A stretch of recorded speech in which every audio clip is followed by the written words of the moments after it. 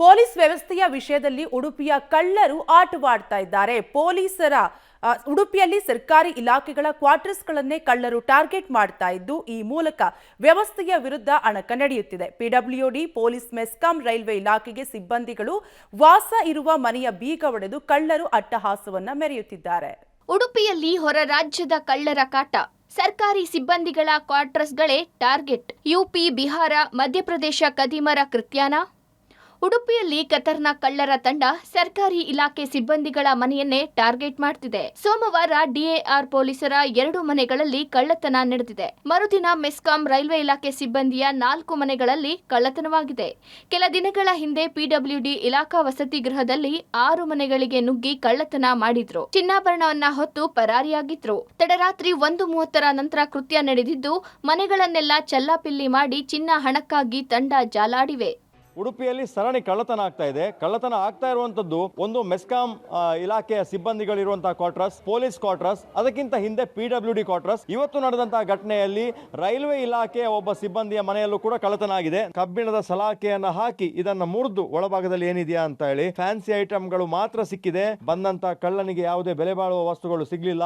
ಅಲ್ಲಿಂದ ಸುಮಾರು 100 metre ದೂರದಲ್ಲಿರುವಂತಹ SS residency ಇದೆ.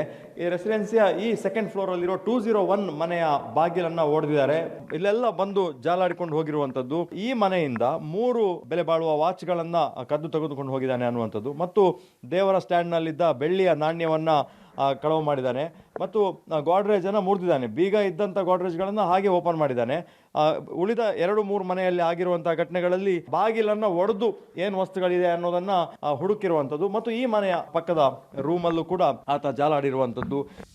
ಹಾಸನ ಮೂಲದ 2 ಮೆಸ್ಕಾಂ ಸಿಬ್ಬಂದಿಗಳು ತಮ್ಮ ಊರಿಗೆ ರಜೆಯಲ್ಲಿ ತೆರಳಿದ್ರು. ಬೀಗ ಹಾಕಿದ್ದ ಮನೆಗಳನ್ನ ಹುಡುಕುವ ಕಳ್ಳರ ಟೀಮ್ ಬಾಗಿಲು ಲಾಕ್ ಹೊಡೆದಿದೆ. ಮನೆಯೆಲ್ಲ ಜಾಲಾಡಿದೆ. ಸೂಟ್ಕೇಸ್, ಬೀರು, ಕಪಾಟುಗಳನ್ನ ಚಲ್ಲಾಪಿಲ್ಲಿ ಮಾಡಿ ಬೆಲೆ ಬಾಳುವ ವಸ್ತುಗಳನ್ನ ಹುಡುಕಾಡಿದೆ. ಪಕ್ಕದಲ್ಲಿರುವ ಹರೇರಾಮ ಕಟ್ಟಡದಲ್ಲಿ ಬಾಡಿಗೆಯಲ್ಲಿರುವ ಮೆಸ್ಕಾಂ ಸಿಬ್ಬಂದಿಯ ಮನೆಯಲ್ಲೂ ಕಳ್ಳತನ ನಡೆದಿದೆ. ಅಲ್ಲಿಂದ 100 ಮೀಟರ್ ದೂರದಲ್ಲಿರುವ ಅಪಾರ್ಟ್ಮೆಂಟ್ನಲ್ಲಿ ರೈಲ್ವೆ ಇಲಾಖೆಯ ಇಂಜಿನಿಯರ್ ಮನೆಗೂ ಕನ್ನ ಹಾಕಲಾಗಿದೆ. 3 ವಾಚ್, ಬೆಳ್ಳಿ ನಾಣ್ಯವನ್ನ ಕದ್ದಿದ್ದಾರೆ.